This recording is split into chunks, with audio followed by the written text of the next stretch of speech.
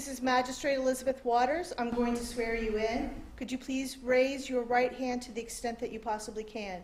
Do you solemnly swear or affirm that the testimony you're about to give in this deposition will be the truth, the whole truth, and nothing but the truth, as you shall answer to God or under penalty of perjury?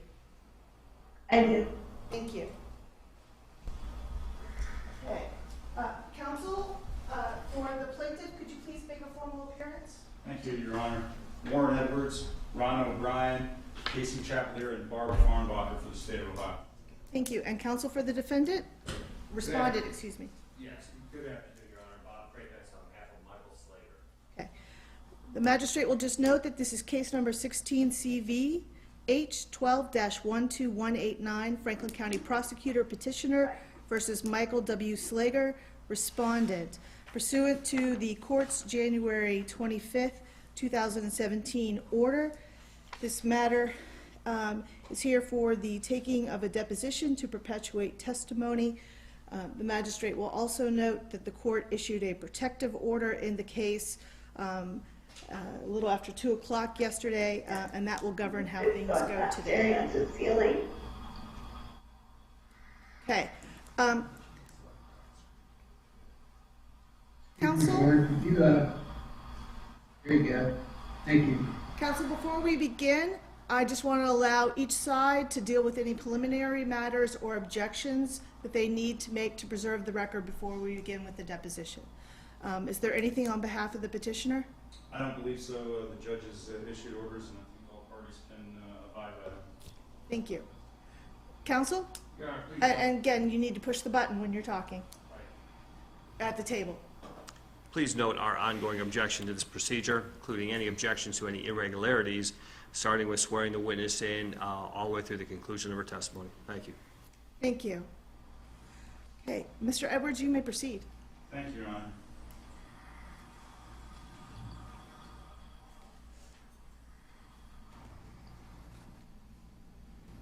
Hi, Judy. Hi. Okay, I'm going to start by asking you your name. Your full name. Judy Malinowski. And is Malinowski spelled M-A-L-I-N-O-W-S-K-I? That's correct. Is it okay if I call you Judy? Yes. And Judy, is your birth date August 26, 1983? Yes. So you're 33 today? Yes. Okay. I want Tess to show you what's been previously marked as State's Exhibit EE1. Can you see that photograph? Hold on. Yes. What is that photograph of? My senior picture. Okay, when you were 18 years old? Yes. Okay. And I want to take you back a little bit to when you were 27 years old.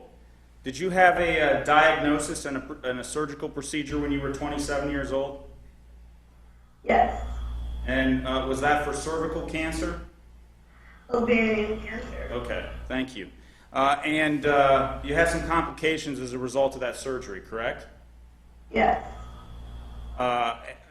And tell me what happened as a result of those complications from the surgery.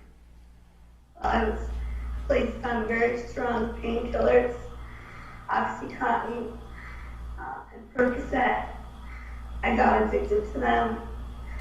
Then when I ran out of insurance and couldn't go back to the doctor to get the medicine, my addiction turned into a heroin addiction. Okay. And so is it fair to say that you became an addict to illegal drugs? Yes. And when did that begin? What age were you? About 28. Okay. Is this an addiction that you battled for many years? Yes. Okay. I want Tess to show you what's been marked as State's Exhibit EE2. Okay. Can you tell me what that photograph is? It's a picture of me and the girls taking them to school on their first day. Okay. That's your children, correct? Yes. Okay. And is this photograph from around Christmas or from 2014, August 2014 then? Said, Yeah. okay. Now, do you know a man named Michael Slager? Yes. And did you begin dating him in April 2015? Yes. Okay. I want to show you what's been previously marked as State's Exhibit DD1. Okay.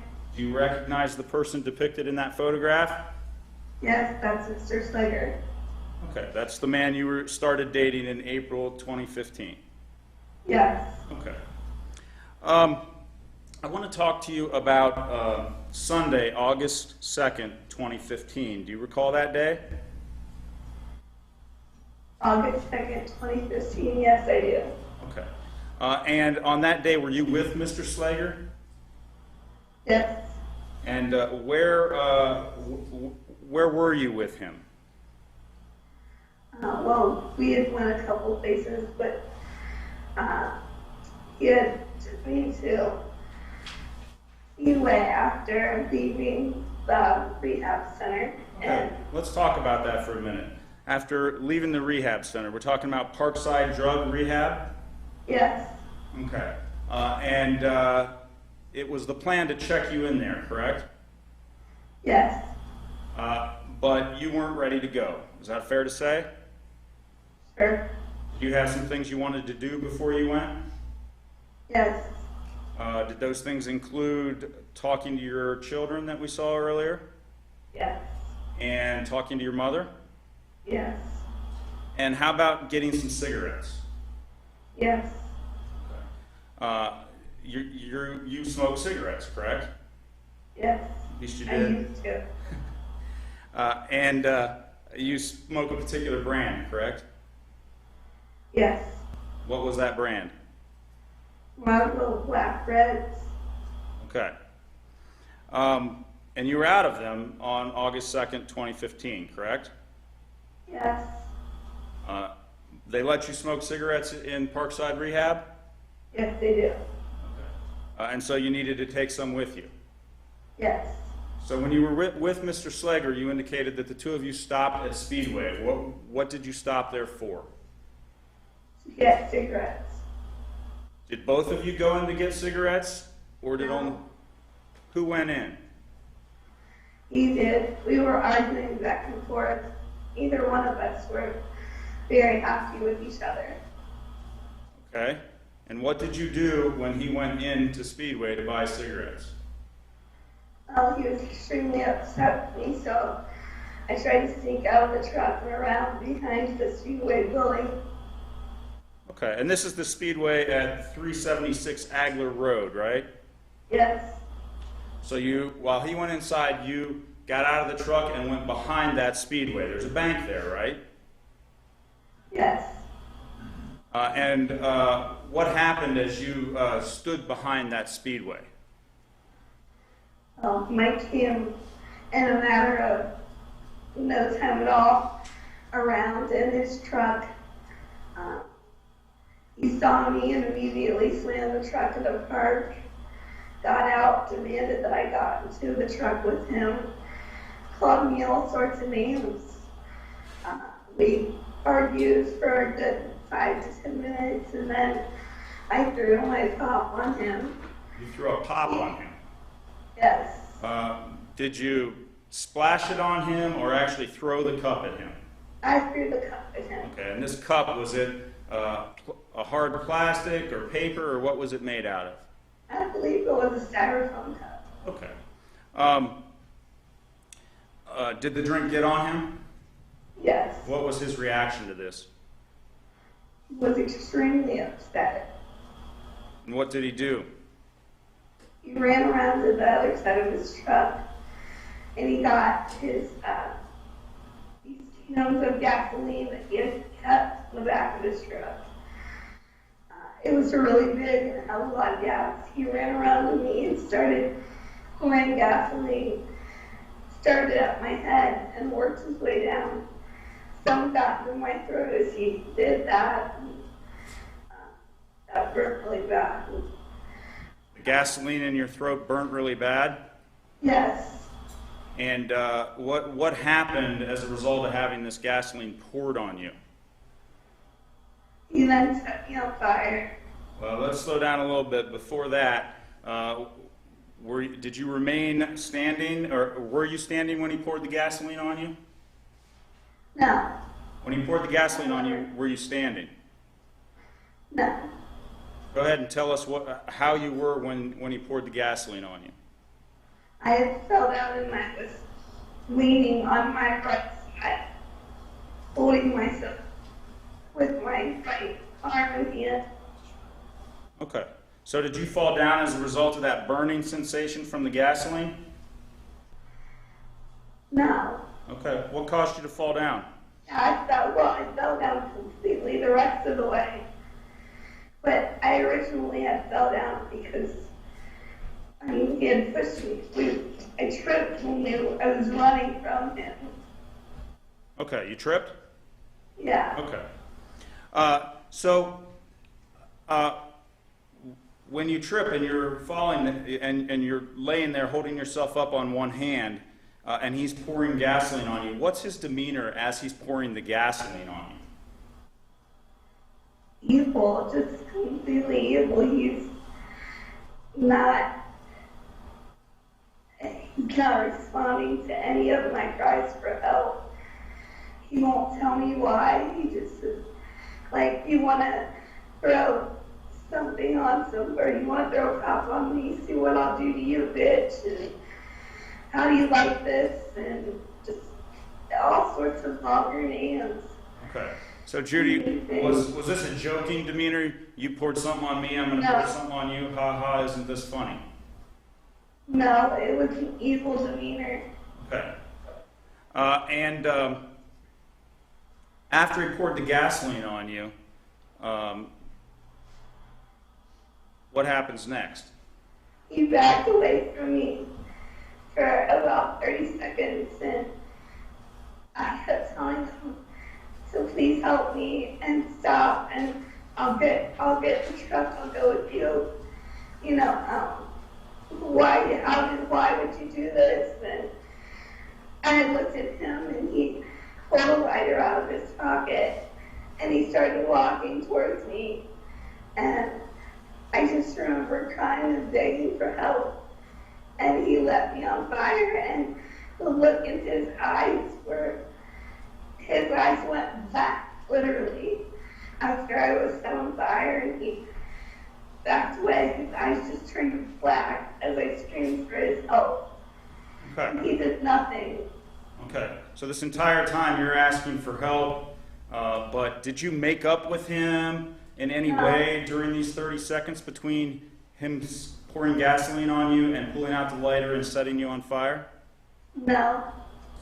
And did you at any time produce a cigarette and ask for a light?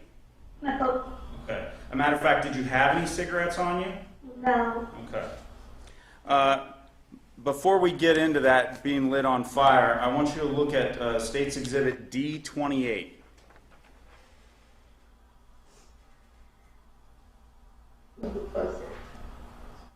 Okay. Do you recognize the items depicted in D28? Yes. Okay. Whose items are those? Never mind. Is it a bag full of clothing and other items damaged by the fire, personal effects? Okay.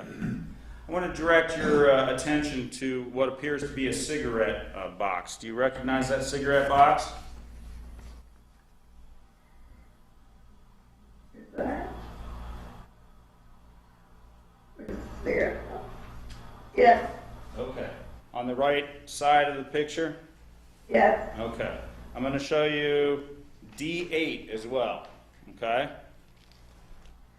that a close-up of that cigarette box? Yes. Marlboro Blacks, right? Yes. Okay. Are there any cigarettes in that box? No. Okay. You didn't have any cigarettes, right? That's why you stopped to buy some. Right. Okay. I want to show you State's Exhibit B28. Okay. Tell me about what State's Exhibit B28 is. An empty cigarette pack with a crack pipe in it. Okay, and whose is that? That is mine. Okay. So the only thing in that cigarette pack is your crack pipe. Fair to That's say? correct. No cigarettes, right? Right. Okay. Going to show you State's Exhibit B54.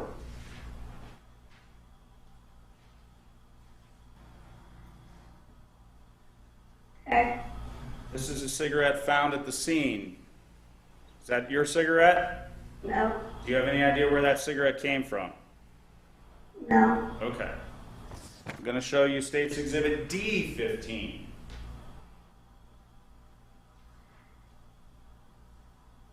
What is Exhibit D15? A lighter. Do you recognize that lighter? No. Okay. Can you tell me anything about the lighter that you described Michael using? I can't remember to be exact. Okay. Don't know what color it was or whether it was a Zippo or a Bic, plastic or metal, anything about it? I want to say I thought it was a Zippo, but I'm not sure. Okay. Judy, are you right or left-handed prior to this incident? I'm right-handed. Okay. And so when you smoke, which hand do you smoke with? My right hand only. Okay. Could you raise your right hand so that it's up by your face so we can see it? Thank you. Can you raise your left hand, please? Okay. Thank you. Judy, let's talk about the moment that you were set on fire. Did you have a cigarette? No. Did you ask for a light? No. Did you make up with Michael in any way? No. And when he approached you with the lighter, what did he look like? Like Satan's child. Did he appear to be angry or like compassionate, like he was making up with you? He appeared to be full of rage and yet calm at the same time. Was his approaching you with that lighter accidental? Did he trip or anything like that? No. Okay. No. Judy, tell me how that moment felt when you were ignited. It felt horrible. I don't think words can describe what it feels like to have your whole body's on fire. I can remember fire out of my face and eyes. I can remember screaming for help. I can remember looking over and seeing him just standing there staring at me with the look in his face that was just, like I keep saying over and over again, pure evil. Like, there's no other words to describe it. My whole body felt like the worst burn you could ever feel in your life. Okay. And it stung, and it was like 1,000 needles going in, 1,000 hot needles penetrating my body. I guess that's the best way I can explain it. And I just remember, like I said, begging him to help, pleading for any help, trying to get the fire off of my face, eventually burying my face in the grass and looking around. And then I got to the point where I couldn't see anything and everybody's voices were sounding far away.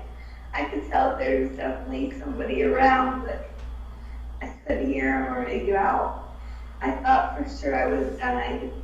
I just prayed to Jesus to please forgive me for my sins and to take care of my children, and that was it. I blacked out and I don't remember anything until I woke up in the hospital.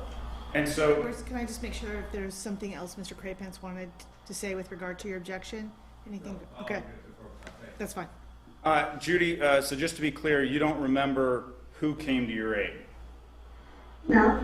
You don't remember who extinguished you? No. You don't remember paramedics or firemen arriving? or police officers? No, unfortunately, I don't. Okay. The next thing you remember is waking up in the hospital. Is that correct? That's correct. Okay. Let's talk about your hospital experience. You've been hospitalized ever since this incident in various hospitals around Columbus, correct? That's correct. Do you know how many surgeries you've had? Over 50. And you're aware that you have coded 7 times, correct? Yes. Can you tell me about the pain that you live with? Objection. I live with horrible pain every day. I can't tell you or describe how it feels. It's just waking up is a horrible thing. Because you wake up feeling the same way every day. They say it gets a little better as time goes by, but it's one thing heals, another thing hurts. So I have to push myself to make it through every day. I have to really tell myself why I'm doing this, and I have to just breathe through it. And that's all I can do. It's nothing I would ever wish upon anybody, and it's terrifying to feel this way, and it's terrifying also to be disformed in certain ways. My whole body hurts, my muscles hurt just from stretching, my open wounds hurt and sting and burn when they put the dressings on and try to clean out. It's the worst pain ever. Even water hurts. So there's nothing that's okay about this.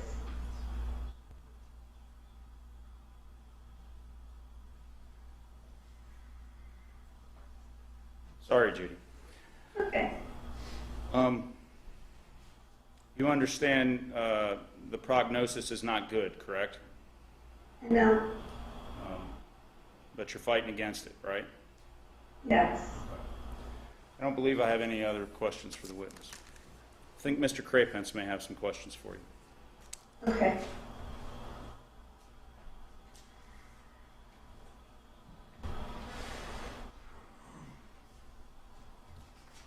Ms. Malinowski, can you see me? Yes, sir. Okay. My name is Bob Crapence. I believe we've never met or talked before, correct? Yes. I've organized some questions, and I hope to keep it to the point pretty quick. But if I skip around a little bit, I apologize. I don't mean to. If you have any questions or you're not sure what I'm asking you, okay, please ask me to repeat it or rephrase it. Fair enough? Yes. All right. I want to start back with your initial relationship or your meeting of Mr. Slager, okay? I'm going to go back in history. I'm sorry, say that again? I would like to begin by your initial contact with Michael Slager. Okay? Okay. I believe that happened in 2007. Would that sound about right? Yeah. At that time, Michael had been injured in a car accident. You recall that? I met him after that. Right. And he was staying with a person named Melissa Pearsall. Do you recall that? Yes. And Melissa, how do you know Melissa? She also has a child by my daughter's father. Okay. Ron Malinowski, is that your husband? That's correct. Yes. Okay. And Melissa has a child by him, correct? Yes. Okay, I got you. Are you still currently married to Ron? Yes. And at that time, in 2007, did you and Michael Slager become friends?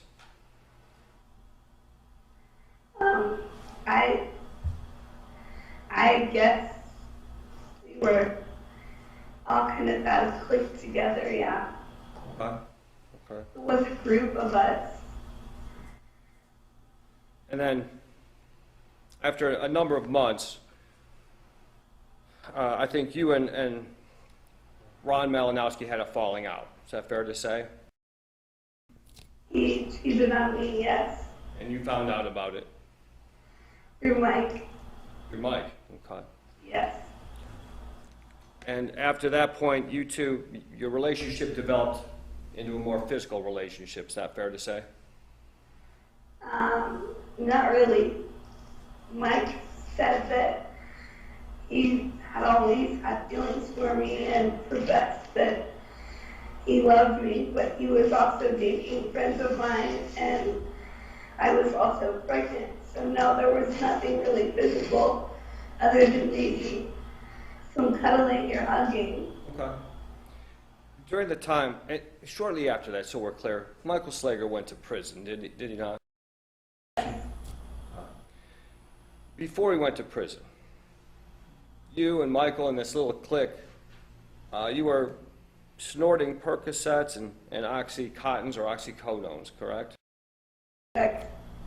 And was this before or after your ovarian cancer? About the same time. But you had indicated that you started on pain pills as a result of the medical procedure you had. Yes, It would be more accurate to say you were already involved in using illicit and illegal drugs? it was definitely after that. Okay. So before ovarian cancer, It was after. all right, fair enough. And then sometime in 2014, you reconnected with Mr. Slager, is that correct? Yes. He sent me a message on Facebook.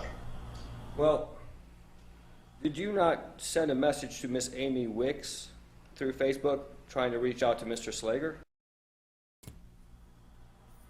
No, Mr. Slager reached out to me first. Okay. All right. At that time, he was dating somebody named Michelle Strasberry. Is that correct? No, I did not talk to him.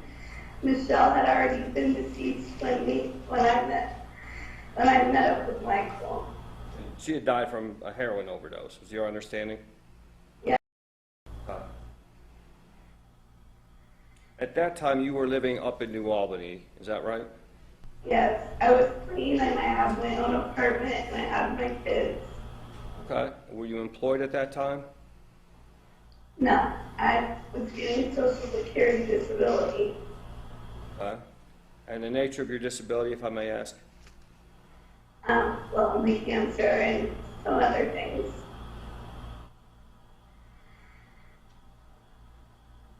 Can I ask what the other things are?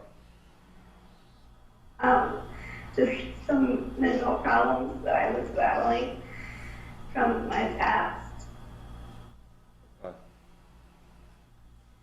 And was your income from Social Security disability sufficient to pay the rent and the food and everything at that apartment? It covered the rent and a little bit of, or maybe a little bit of the utilities. My mom helps out with the rest. In March of 2015. You okay? I'm sorry. Just okay. I'm going to move to March of 2015. Okay. Paramedics were called to your apartment, is that correct? Yeah. And was that a result of you having a bad reaction to some drugs that you had taken? No, it was a result of Mike calling my mom, telling her that I wouldn't open the door for him, and he was afraid I was going to commit suicide. And I wasn't opening the door for him because we were fighting horrible. The minute I went on a first date with Michael, he never left my house after that, or my side. Okay. So it's your testimony. I apologize, Ms. Malinowski. I just want to make sure I understand this correctly. So the paramedics did or did not treat you for what appeared to be an overdose of drugs at that time? Objection. Okay.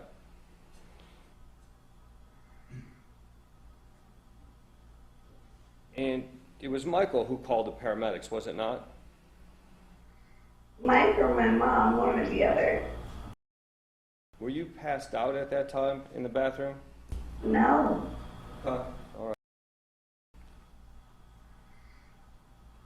From March of 2000. He made up trying to get into my house. Okay. Did you use heroin after March of 2015? Yeah, thanks to Mike. He's the one that got it for me the first time. Okay. Did you start stealing money from Mike? No. Mike gave you money? Mike bought it for me every day. He would bring home a gram of heroin. My question is, you stole money from Mike, correct? No, I didn't. Did you steal property or money from your mother? I was asked, yes. And about this time, did your mom become aware of your heroin use? Yes. And did she cut you off financially? Yes. And as a result, And go ahead, I'm sorry. she cut me off when she came over and found Mike in the house, which was before the drugs. All right. Did you start running the streets, doing some panhandling to get money for your heroin? Every now and then, yes. Did you involve yourself in other illegal activities in order to get money other than panhandling? And this is a time when you were still actively using drugs. Is that fair to say? Yes. And when you use drugs, you do acts or you commit acts that are not in your nature normally. Is that fair? Yes. And you become loud and violent at times, yes? I don't become violent. I've never had a violent nature. And Michael called the police in May, I think May 29th of 2015 because of your behavior. Right, and so did I. I called the police and told them that Michael was going to kill me, and I needed help. Okay, well, that And point, that's why I hadn't brought the car home. okay. But the detectives did nothing about it, so here I am. I want to talk a little bit more.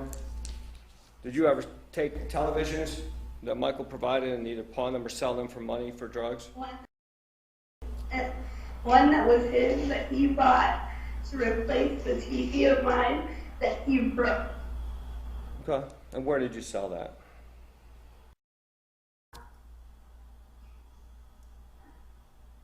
I'm not sure. I gave it to a friend. I want to talk a little bit about your physical condition back then. Okay, at the time that you were doing drugs, heroin, you were also doing crack cocaine, correct? Yes, every now and then. Were you active on Facebook at or about this time, June and July of 2015?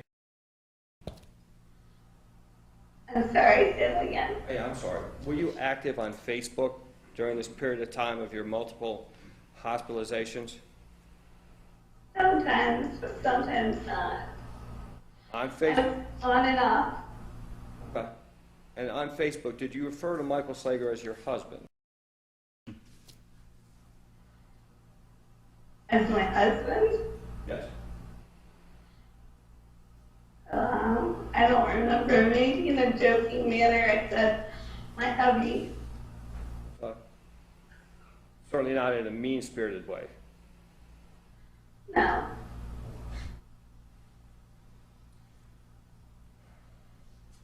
In the summer of 2015, did you attempt to seek help for your drug addiction? Yes. And did Mr. Slager and your mom and you discuss going to either Parkside or some other place for rehabilitation? And I was on my way to Parkside when all this happened. Oh, I went. Miss Malinowski, I'm going to ask just kind of specific questions. I apologize for interrupting you. But I want to make sure that we're clear, and that's why I'm going to ask very, hopefully short questions, okay? Go ahead. Thank you. There was a time that Mr. Slager took you to Parkside, you did all the paperwork, and then you had to sit in the lobby for several hours. Is that right? Yes. Excuse me for one moment, Your Honor, ma'am. I'm reading it right here. Ms. Malinowski, I apologize. What I'm talking about is Talbot House, and I jumped to the next one. At Talbot House, did you attempt to go to rehab there? Where? Talbot House. Yeah, I tried. And after sitting there for half an hour, after doing all the paperwork, you up and ran out. Is that? Him and I discussed it, and he said that he'd rather me just go to Cincinnati with him, and we would wing myself down, and he would let me some and take it with us, and he just would do a lower dose every day. Okay, so he was with you at Talbot House trying to get you into rehab? He was with me at Talbot, and he wanted me to go with him to Cincinnati. So he was waiting to see if I was going to go to Cincinnati or go to Talbot. How did you get to Talbot House on that occasion? He took me. So even though he wanted you to go to Cincinnati, he took you to Talbot House, is that correct? Yes. He helped you fill out all the paperwork to get admitted? I didn't fill out any paperwork. You just sat there? I gave them my name. They had my information from a while ago. You're talking about the people at Talbot House, you gave them that information? Yes. Okay, I got you. But then you left.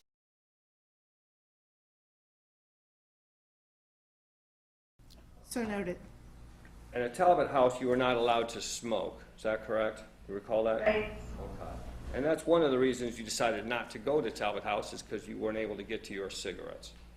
That's correct. And because I talked to Parkside, and they were going to take me anyway. Okay. In a couple of days. I just had to wait till the following week. And it's a longer program, and I can smoke there. And I had been there before, and I liked it. And I was successful until my came back into the picture.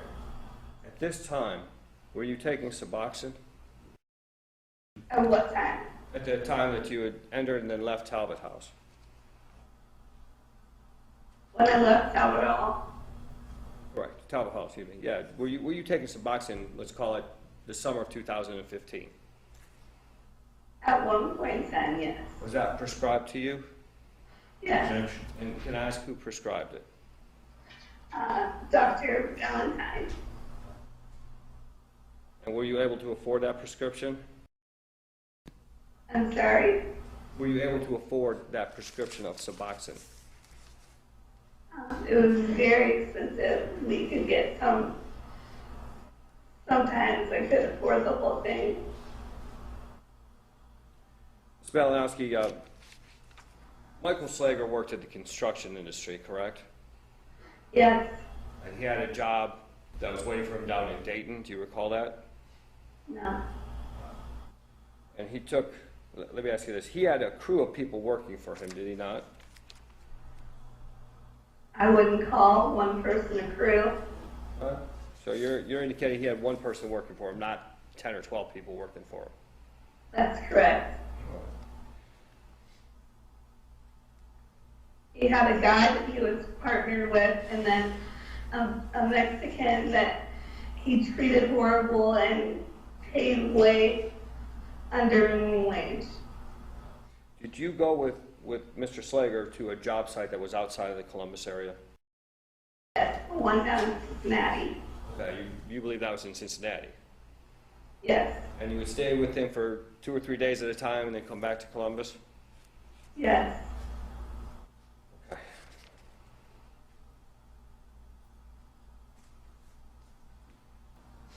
Sometime in July of 2015,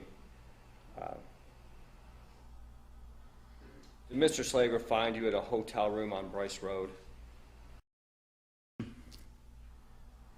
I don't believe that was July. That was in June.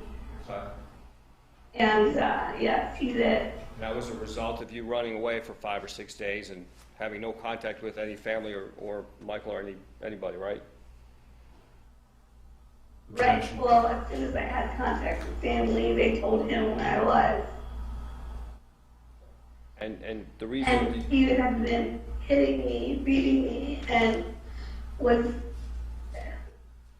horrible. I was trying to get away from him, and I couldn't. this is before you went down to Cincinnati with him for multiple days at a time, correct? No, that's after. Okay, all right, so we're clear. And in that hotel room, you were shooting up dope, correct?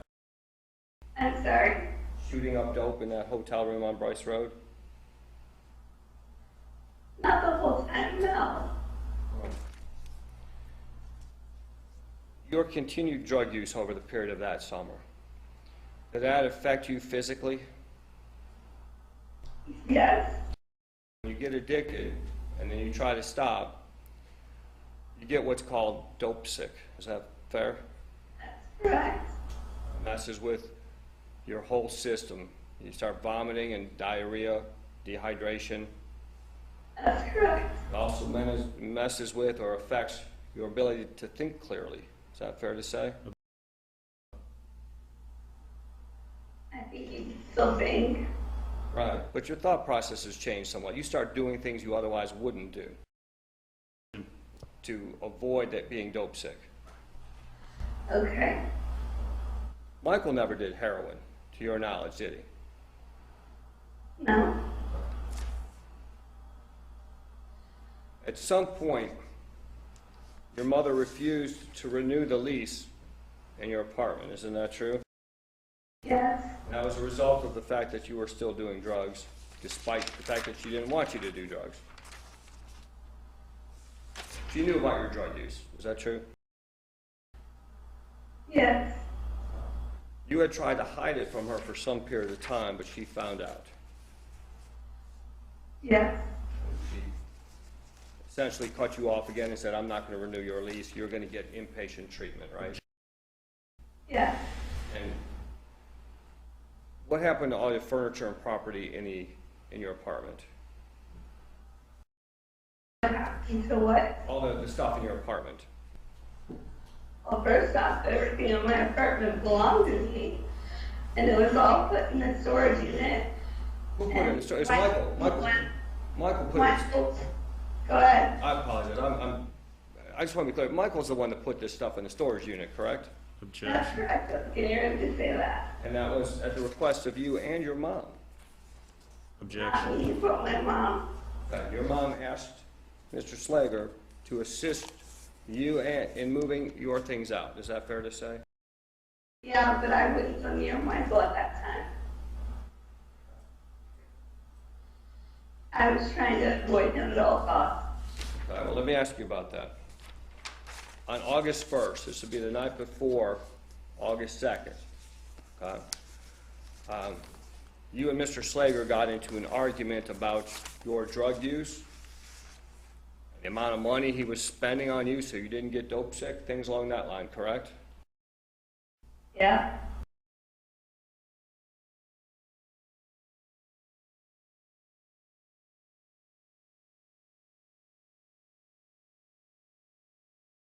Okay. You have a mutual friend named Andy, do you not? Yes. And you texted Andy on August the 1st saying that you did not want Mr. Slager to leave you and that you loved him. Isn't that true? No. So if that text, or if Andy testifies to that text, or we produce that text, that's a lie. Is that correct?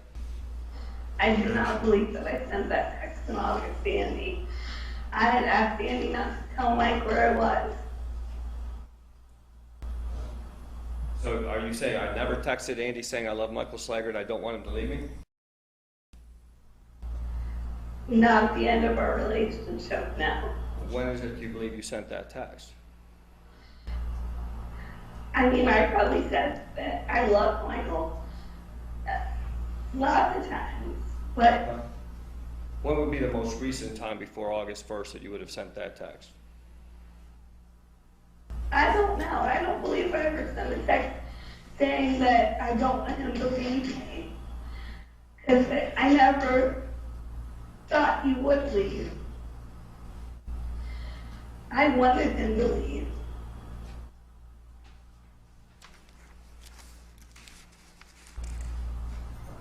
I was definitely, he used me for a place to live and that's the company to take out his whatever on and for, I apologize for interrupting. you know, I Ms. helped Malinowski, out financially. I'd like to ask you some questions about August 2nd, the date of this offense, okay? Okay, You found out that there was a bed available for you at Parkside that day, is that correct? yes, And you were staying at the La Quinta Hotel, I think, on Bryce Road at that time? that might be, I'm not sure which hotel we were at. You stayed at several different hotels once you could not go back to your apartment. That's correct. And you called Michael to say, there's a bed available at Parkside. Yes, And he came and picked you up, correct?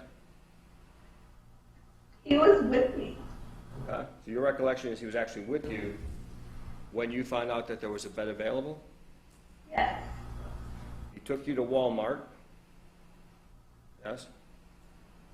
no, Bought you some makeup, some hygiene products, things like that?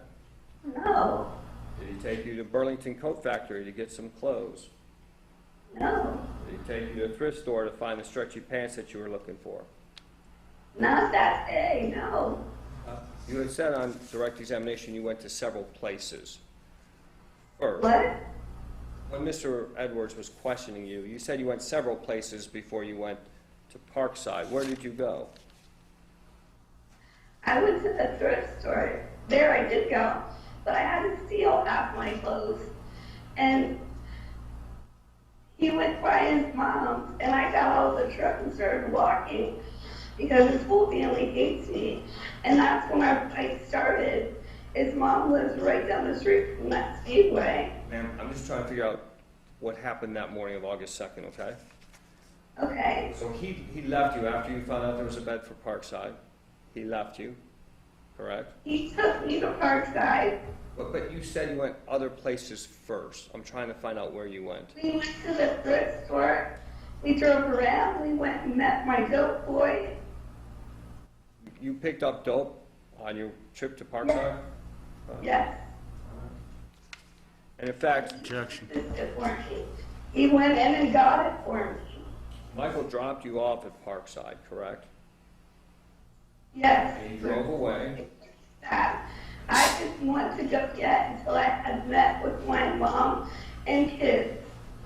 And my mom had packed me a bag of clothes and hygiene products. Just so I understand the kind of order of what happened, okay, Ms. Malinowski?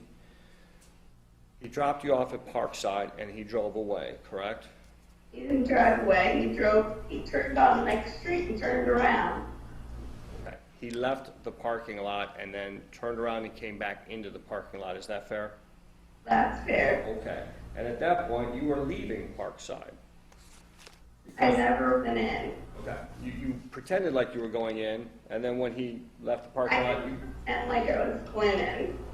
I stood there and smoked a cigarette. so you had a cigarette at that point. I bummed one off with somebody that was outside smoking. There's somebody else outside smoking, and you bummed a cigarette from them. Yes. And then you started leaving the facility with the purpose of purchasing cigarettes? Or just And because, Mike pulled back, Mike pulled back around. what was your purpose of leaving, Ms. Malinowski? I apologize. Why were you leaving Parkside? To go eat with my mom. Okay, so you weren't, wasn't about the cigarettes. No, but I was gonna get cigarettes too. My mom would have bought them. Okay. Mr. Cravens, can you give her a second to take a drink? It Yeah, looks. of course, take your Okay. time. Do you need to take a drink, ma'am?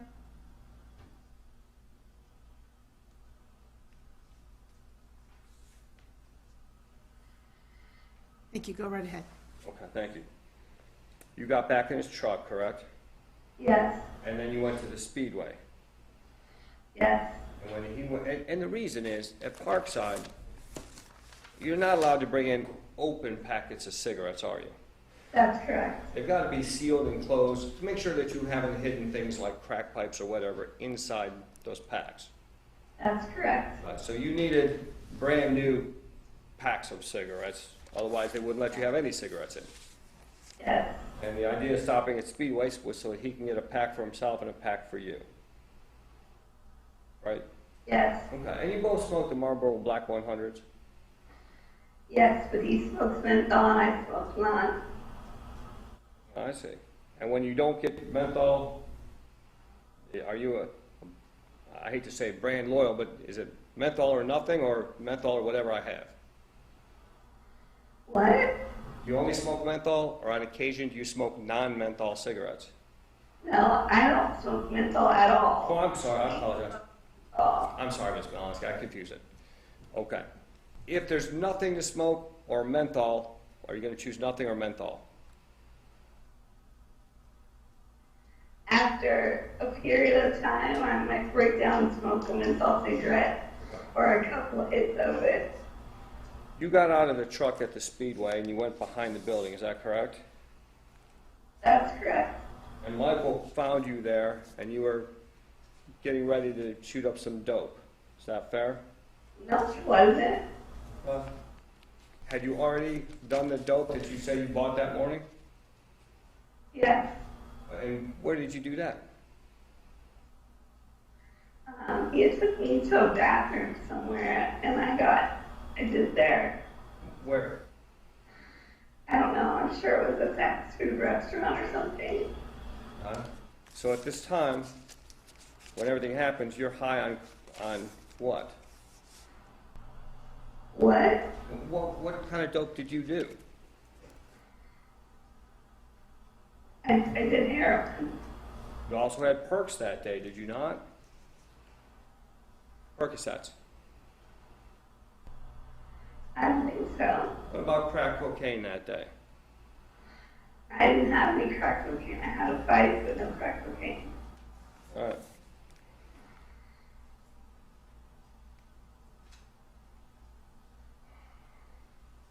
Okay.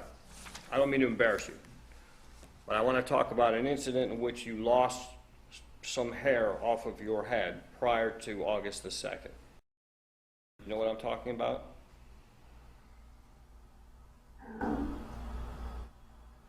Go ahead and remind me. Sure. Did you have some kind of extensions or something that you wore on your head Yes. in place of hair? And Yes. explain exactly, if you can, what those extensions are for and what they're made of. They're made of real hair, and they're for to make your hair look thicker and longer and And, stuff like that. okay. And it's your understanding they're made of real hair, and they're just kind of twisted into your existing hair, or how are they applied? They can be braided and sewn in, or they can be and Uh, I had mine done both ways, along with glue. Blue? Yes, Did you have to apply this hair because of an injury or some kind of trauma that you had to your existing hair? well, I had my partner's wife use this glue on my hair to put the extensions in. Ma'am, and I apologize for interrupting, Ms. Malinowski. Why did you have to have this done at all? I had tiny bald spots from a previous relationship. Is it not true that you burned your hair while doing crack cocaine? Every now and then I would singe it in the lighter, some of it, but never burnt the scalp, ever.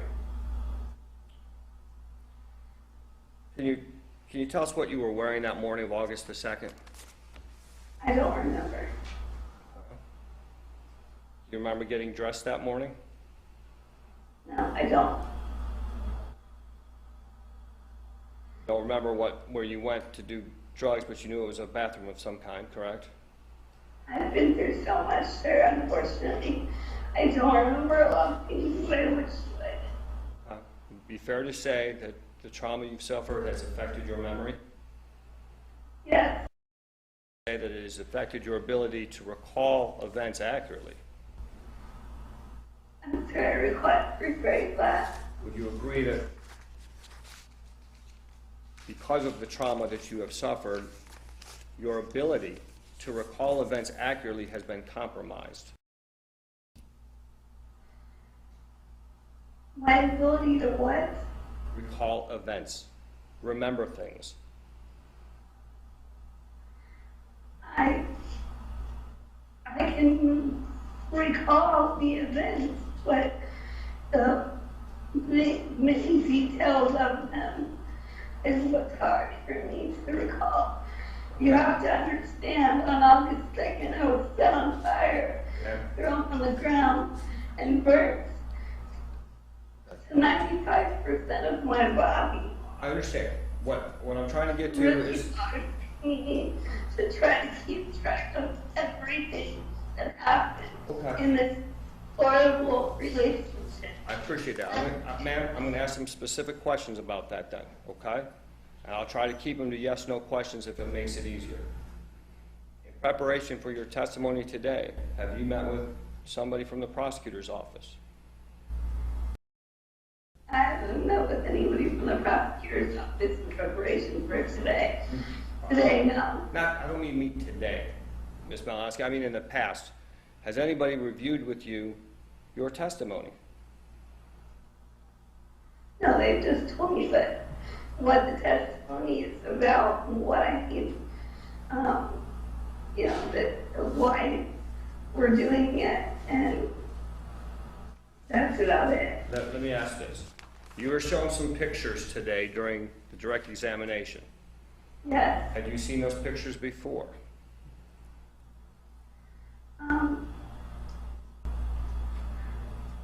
I've seen the pictures of myself many a times. I never seen that picture of Mike before, no. I never seen that picture of the cigarette pack Right. until today. But I mean, the pictures of me and my girls, yeah, the picture of me in my senior year, yes, I've seen all those pictures. Okay.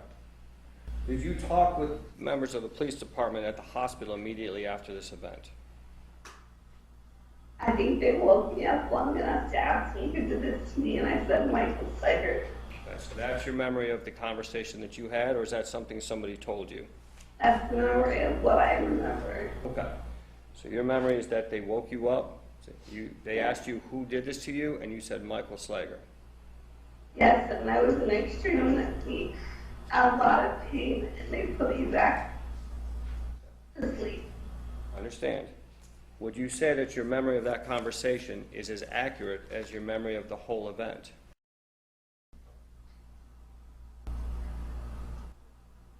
I mean, for the most part, yeah. You were given some medication relatively quickly at your hospital stay. Are you aware of that? Did you know that? Did somebody tell you? Or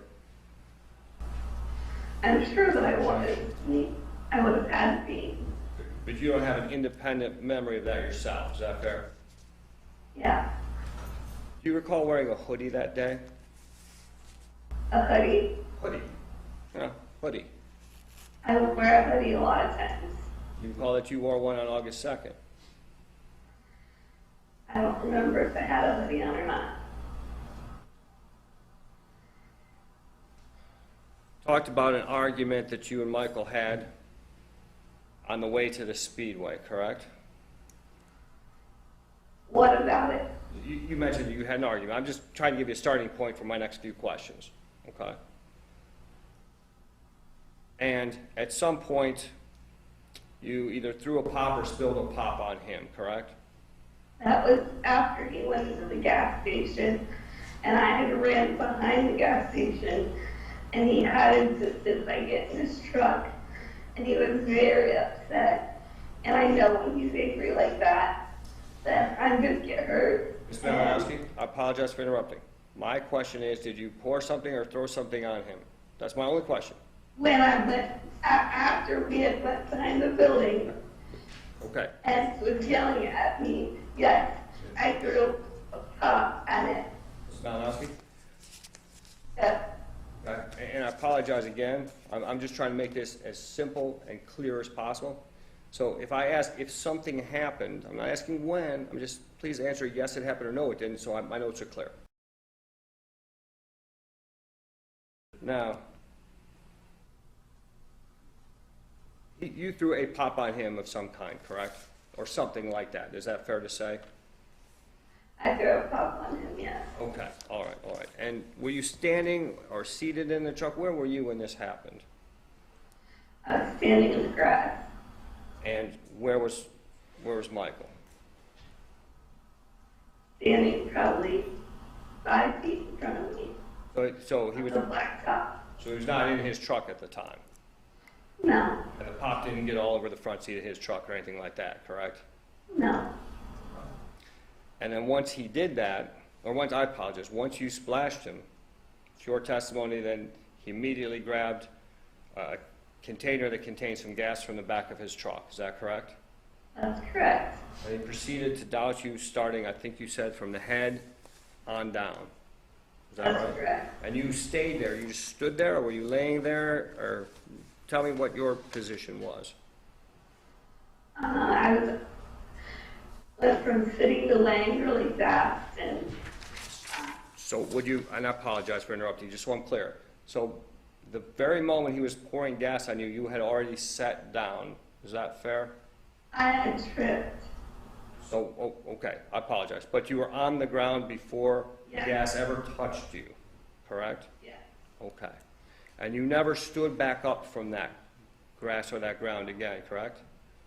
When he walked away from you for the 30 seconds that you remember, Everything happened too fast. No, I didn't.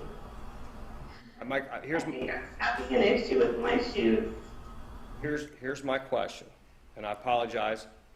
When he walked away for the 30 seconds that you testified about, you didn't walk anywhere, you just sat in one spot. Is that your recollection?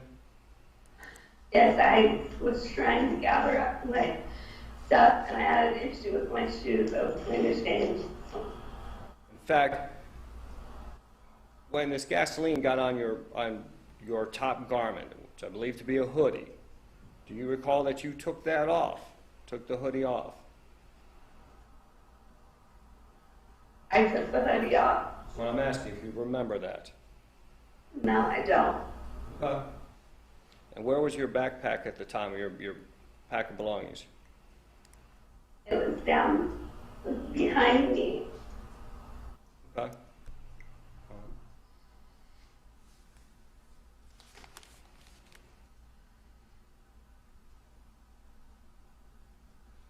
You said about 30 seconds passed and then he came back. Was that true? Yes. And at that point, did you try to run anywhere After he came back. as he was approaching you? No, I wanted to get the gasoline off me. I said I would get in the truck. I told him, why would you do this? And Ms. Malinowski, when you were trying to get the gasoline off you, how did you attempt to get the gasoline off of you? Did you remove articles of clothing? Did you wipe your face? What did you do to get the gas off of you? I think I did remove my, my jacket or something. Okay. And I remember just looking at him, and he was arguing with me, and then it happened so quick. You don't understand how quick 30 seconds is when you're in a moment like that. Okay. And let me just ask a couple quick questions. I'm almost done, okay? You all right? Yeah. Okay, you're doing great. You saw him walking toward you, and I think you said he had evil on his face at that time, correct? I'm sorry. Yeah, you saw Yeah. him walking toward you, right? Yes. With an evil look. Yes. And you did not get up and run away, correct? I couldn't. I remember there was a problem with my foot or my shoe. Huh? There was a problem with my foot or my shoes. I remember that. All right.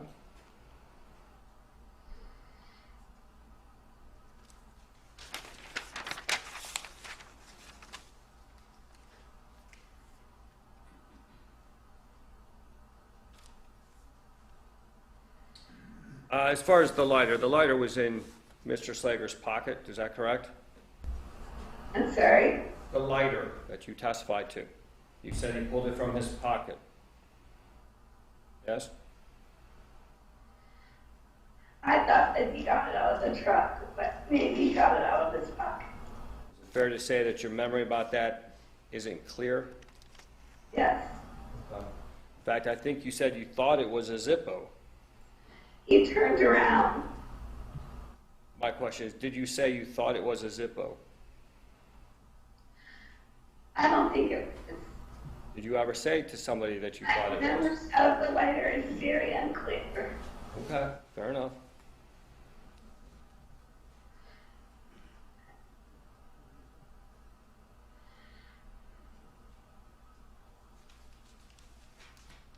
Ma'am, just a moment, Your Honor. Yes, go right ahead.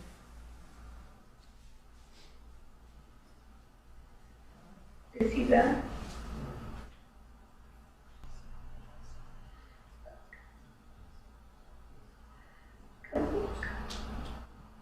Just a minute, ma'am. We're figuring out whether there's additional questions to be asked.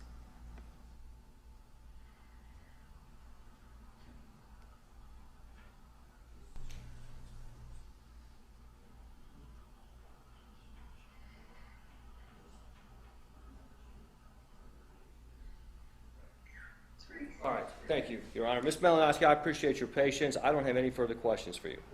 Thank you. Thank you.